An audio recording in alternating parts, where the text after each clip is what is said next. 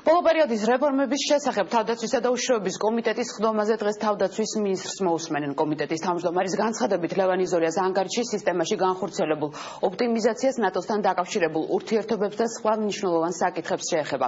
არ არის გამორიცხული საკომიტეტო მოსმენა ნახევრად დახურულ ფორმატში ჩატარდეს. საპარლამენტო ოპოზიცია კითხვების დასასმელად ემზადება.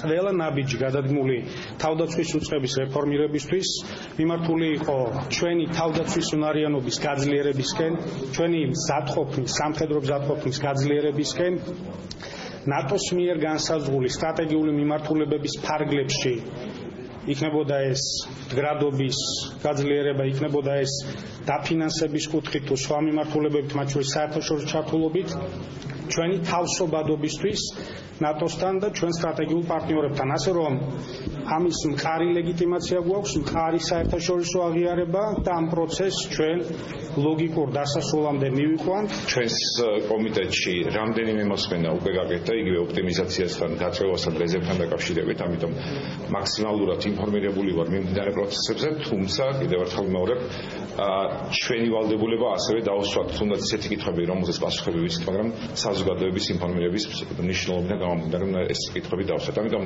ჩემი კითხვები შეეხება როგორც იმ ოპტიმიზაციის რეფორმას, რომელიც ბატონმა ლევან იზორიამ განახორციელა, ასევე ძალიან მნიშვნელოვანია ბრიგადებში მიმდინარე სტრუქტურული ცვლილებები, ასევე რეზერვისა და გაწევის სისტემაში სიახლეები.